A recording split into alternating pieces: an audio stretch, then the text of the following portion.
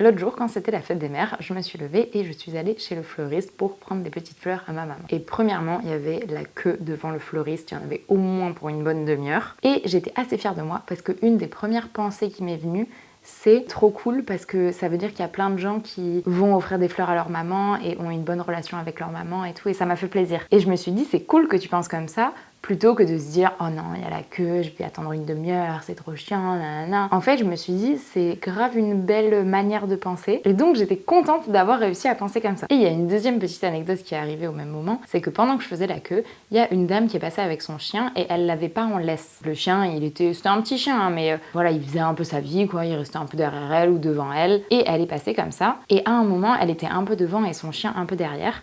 Et il a pissé sur les sortes de bacs, alors pas les bacs à fleurs, mais il y avait des sortes de cagettes et par-dessus les pots de fleurs. Et il a commencé à pisser sur les cagettes. Et ce que j'ai trouvé trop drôle, c'est le contraste des réactions des gens. Il y avait deux enfants qui se sont mis à exploser de rire et leurs parents qui rigolaient un peu aussi. Et il y avait une personne un peu plus âgée qui a commencé à s'indigner et à crier en mode « Oh là là, votre chien, vous pouvez pas le tenir en laisse, c'est n'importe quoi, il fait pipi et tout !» Et d'un côté, peut-être qu'elle avait raison, tu vois, c'est vrai que c'était un peu dégueu que le chien pisse sur les boîtes à côté des fleurs. Mais j'ai trouvé ça drôle, le contraste des réactions, que les enfants, ils voient juste ça comme un truc drôle, et je pense que leurs parents, ils voyaient ça aussi comme un truc drôle, parce que je pense que quand t'es entouré d'enfants, tu t'imprègnes un peu de leurs réactions, qui sont super spontanées et super vivantes et super joviales. Et donc, je trouvais ça génial de les voir réagir comme ça. Et à côté, la personne âgée, on voyait que ça l'affectait vraiment et ça l'avait énervé, tu vois. Et je me disais, mais ça sert tellement à rien de se laisser affecter par des petits événements comme ça qui arrivent dans la vie et qui sont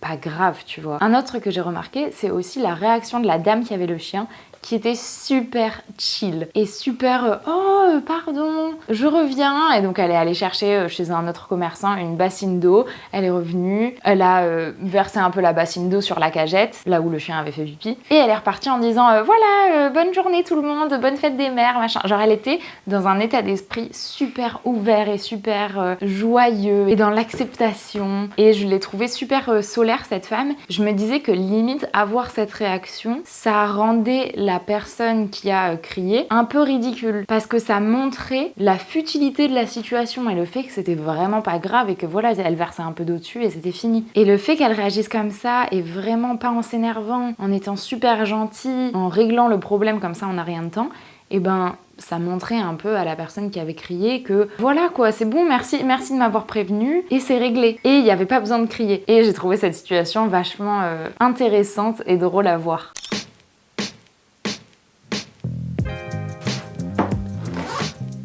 Mardi dernier, j'ai fait un cours de peinture toute la journée, donc je cherchais un peu des inspirations sur Pinterest pour me donner des idées de quoi faire, et je suis tombée sur cette peinture de Jean-Claude Gautin, que je ne connaissais pas du tout. Apparemment, il est connu pour avoir illustré Harry Potter. Donc je m'y suis un peu intéressée, j'ai commencé à regarder d'autres peintures de lui, et j'adore son style. J'adore, les couleurs sont magnifiques, et sur la peinture initiale qui m'a inspirée d'ailleurs, celle que j'ai essayé de reproduire, enfin je me suis inspirée pour faire ça, un truc que j'ai remarqué et que j'ai adoré, c'est que on dirait qu'il y a du orange en fait qui a été fait par-dessous les traits noirs. Comme s'il avait tout peint en orange au début de sa toile et qu'après, quand il avait fait ses aplats de couleurs et ses contours noirs, il avait fait exprès de pas totalement recouvrir ce orange pour qu'on le voit apparaître à certains moments. Donc, même si j'adore ces couleurs, j'ai pas gardé exactement les mêmes, mais j'ai un peu essayé de reproduire ça avec le bleu là. Je me suis dit que j'allais d'abord faire le contour de la femme en bleu et quand j'allais faire le contour noir, là on voit que ça manque de contour noir. Cette peinture, ça fait un peu fade. Mais quand tu mets tous les contours noirs, ça ressort vachement. Et je me suis dit que pour les contours noirs, j'allais laisser apparaître un peu de bleu. En tout cas, j'ai bien aimé son style et je voulais vous en parler parce qu'en plus, il est connu de son vivant, ce qui est assez rare, il a 60 ans. Voilà, c'était le petit point artistique de cette vidéo. Et ce que je trouve trop cool aussi, c'est le fait qu'il se fasse connaître par Pinterest. Je trouve ça trop bien de pouvoir utiliser les réseaux comme ça pour partager des œuvres, des trucs culturels ou des trucs artistiques, je trouve ça trop bien. Et Pinterest, c'est un peu un moteur de recherche, mais tu vois, si j'avais cherché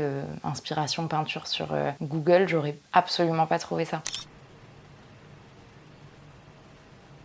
Ça fait un petit moment que mon téléphone est en noir et blanc. En fait, c'est à la suite de la vidéo de Léo Duff dans laquelle il dit que pour briser l'addiction à son téléphone, de le mettre en noir et blanc, ça fonctionne hyper bien. J'ai décidé de tester et en effet ça marche hyper bien. C'est fou comme notre téléphone est bien plus inintéressant quand il n'y a pas de couleur. Et d'ailleurs je pense même que la saturation sur nos téléphones est vraiment poussée au maximum, que les couleurs sont vraiment les plus vives possibles parce que plus t'as de couleurs flash et plus ça fait de stimulation et plus ça te donne envie de rester. Et donc avoir son téléphone en noir et blanc, pour moi c'est un très bon entre-deux parce que j'ai envie de continuer à avoir des réseaux sociaux sur mon téléphone parce que je poste dessus, mais j'ai pas non plus envie d'y passer toute ma journée. Et c'est dur de trouver cet entre-deux et j'ai l'impression que mettre mon téléphone en noir et blanc, ça m'aide à trouver cet entre-deux pour avoir les aspects positifs des réseaux sociaux et de poster dessus, etc.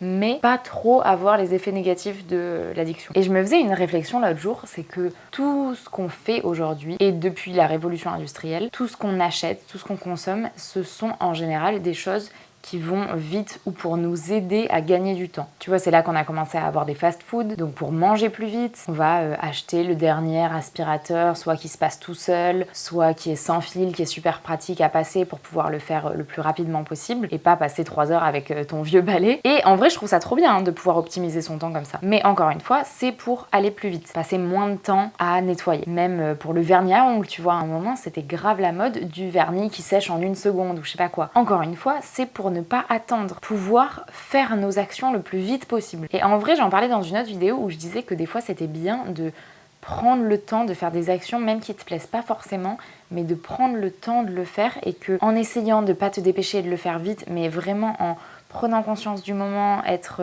dans le présent. Par exemple, quand je fais ton vernis, et ben plutôt que de te dire bon, je vais le faire vite, je veux que ça sèche vite, je veux que ça aille vite, au contraire, tu vas prendre un bon moment pour toi, te mettre de la musique que t'aimes bien en fond, passer du temps à te mettre ton vernis, attendre que ça sèche, prendre conscience de tous tes sens. Tout ça pour dire que je pense que ça peut être cool de plus prendre son temps. Mais ce contraste que je trouve pas logique, c'est le fait de toujours vouloir acheter et qu'on veuille toujours nous vendre des choses qui vont plus vite pour qu'on gagne du temps.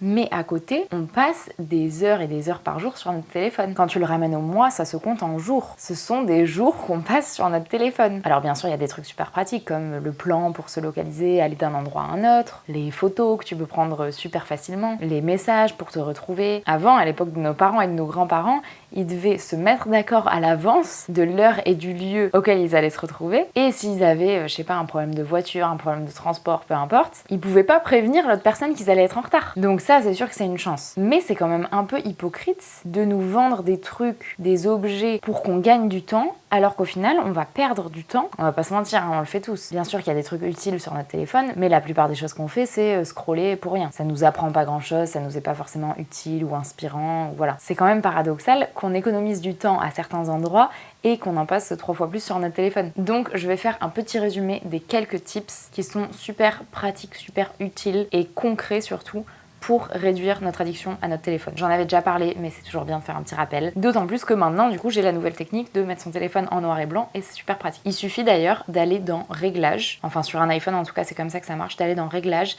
et d'écrire dans la barre de recherche filtre de couleur. Tu cliques dessus et tu l'actives. Et ce que je me disais au début quand j'ai mis ce filtre noir et blanc sur mon tel, c'est que pour prendre des photos, c'était pas très pratique. Moi qui prends beaucoup de photos, je me suis dit c'est quand même pas pratique parce que je vais pas voir les couleurs correctement quand je vais prendre ma photo, donc ça va pas rendre pareil, je vais pas vraiment savoir ce que je prends en photo et si ça rend bien ou pas. Et en fait, je trouve ça encore mieux parce que déjà j'adore prendre mes photos en noir et blanc, je trouve ça trop agréable et un peu artistique, tu vois. Et deuxièmement, quand je redécouvre mes photos, quand je désactive le filtre et que je remets mon téléphone en couleur, c'est comme si je découvrais les photos que j'avais prises pour la première fois. Et j'aime trop parce qu'il y a un peu cet effet de surprise de « Oh, mais comment elles vont rendre ?» Peut-être un peu le même effet que quand tu prends les photos à l'appareil jetable et qu'après tu dois aller les faire développer. Tu sais pas vraiment comment la photo va rendre et ce que ça va donner tant que tu l'as pas vue avec les bonnes couleurs. Et ça, je trouve ça trop cool. Donc, résumons les petits conseils qui m'aident au quotidien pour réduire mon addiction au téléphone. Premièrement, le filtre noir et blanc. Deuxièmement, changer les applications de place régulièrement parce que souvent on va aller sur l'application sans se rendre compte qu'on y va. On va se rendre compte qu'on a cliqué sur l'application pour y aller parce qu'on s'ennuyait ou qu'on faisait rien une fois qu'on est déjà sur l'application. Et donc c'est un peu tard parce qu'on a déjà commencé le processus de scroller, donc on est déjà un peu embrigadé dans ce truc et c'est plus dur d'en sortir. Alors que si tu changes les applications de place sur ton téléphone, tu vas plus y aller juste automatiquement. Troisièmement, mettre une limite de temps dans les réglages pour les applications qui vous posent problème. Moi je sais que c'est TikTok, Instagram en grande majorité et YouTube un petit peu. Il y a aussi un truc qui est plus radical, que j'utilise pas, mais j'en ai beaucoup entendu parler et ça marche très bien, c'est de se déconnecter des applis. En gros, tu vas déconnecter ton compte Instagram et déconnecter ton compte TikTok, de sorte à ce que quand tu as envie de te remettre sur l'application, tu vas devoir re-entrer ton mail et ton mot de passe pour avoir accès. Donc ça augmente la friction entre l'envie, l'idée, je vais aller dessus, et le moment où tu y es vraiment. Un cinquième truc qui m'aide énormément, c'est de planifier des activités, d'organiser des événements, d'organiser des sorties, même si c'est juste aller marcher au parc toute seule ou aller boire un verre avec des amis ou peu importe, organiser des événements dans sa vraie vie pour que sa vie virtuelle un peu ou notre addiction à notre téléphone soit un peu réduite. Vu que tu passes plus de temps dehors ou à faire des activités, de la peinture, de l'écriture, de la lecture, tu vas forcément passer moins de temps sur ton téléphone. Si tu as prévu que tel jour tu feras telle activité avec tes potes, ce sera toujours ce temps que tu passeras en moins sur ton tel. Après, un dernier truc aussi, c'est de se rendre compte que notre attention et notre temps est monétisé. Si une application est gratuite, on la paye de notre attention, on la paye de notre temps. Parce que évidemment, il va y avoir des pubs sur ces plateformes, mais aussi nos datas, ils vont être collectés. Plus on passe de temps sur ces applis, plus on leur apprend à nous connaître. Et ces informations-là, elles valent de l'argent. Et quand on comprend que le plus de temps on passe sur ces applications, le plus notre niveau d'attention va baisser, ça va être beaucoup plus compliqué de lire un livre par exemple, parce que voilà, sur les pages, il se passe rien quoi. T'as pas des couleurs, des trucs qui bougent dans tous les sens, et donc c'est forcément moins intéressant pour notre cerveau qu'un TikTok de quelques secondes. Lire un livre, ça devient beaucoup plus compliqué. J'en parlais avec une amie qui me disait que quand elle allait en vacances avec ses petites sœurs et ses parents, ses petites sœurs ne lisaient jamais. Alors que elle se souvient que quand elle était plus jeune, elle lisait énormément quand ils allaient en vacances. Et elle me disait, c'est un peu triste parce que mes sœurs, elles sont toujours sur leur tel. Tous les moments de pause, tu sais, un peu quand t'es en vacances et que tu fais rien avant d'aller faire une balade, avant d'aller au resto, avant de faire des trucs cool, t'as des moments de calme. Elle me disait, pendant ces moments-là, mes sœurs, elles sont toujours sur leur tel. Et c'est vrai que quand ils pensent, c'est un peu triste. Tout simplement parce que ça devient beaucoup plus dur de prendre un livre et de lire. Quand à côté, tu peux avoir un truc bien plus stimulant pour ton cerveau et qui va te donner des petits shots de dopamine à chaque swipe. Et il y a Fabien Olicard qui a fait d'ailleurs une vidéo sur TikTok et sur ce système-là de Reels, de YouTube Short et de TikTok. Vous savez, les vidéos qui prennent tout l'écran et qui vont vite. Et à la fin de sa vidéo, il parlait de notre niveau d'attention, justement, qui était en train de baisser. Quand c'est la fin de la vidéo, qui commence à dire au revoir, etc., là, j'étais en train de quitter la vidéo. J'allais pas regarder les dernières secondes. Et à ce moment-là, il dit un truc du style, là, par exemple, vous êtes en train de quitter la vidéo avant même qu'elle soit finie pour aller chercher un shot de dopamine ailleurs. Et je me suis sentie exposed. Je me suis sentie exposée et découverte, quoi. Parce que j'étais clairement en train de quitter la vidéo parce que je savais que c'était la fin de la vidéo et que j'allais en chercher une autre. Et je trouvais que c'était un moyen super fun de terminer sa vidéo et en même temps qui éveille la conscience un peu, qui te fait réaliser que même pour quelqu'un qui s'intéresse à ça et qui sait que ces réseaux sont designés pour nous rendre addicts, etc., et bien, même en ayant conscience, j'ai quand même ces comportements. Je vais finir là-dessus. J'espère que cette vidéo vous aura plu. On se retrouve dimanche prochain, 10h sur YouTube et tous les jours sur Insta. Ciao!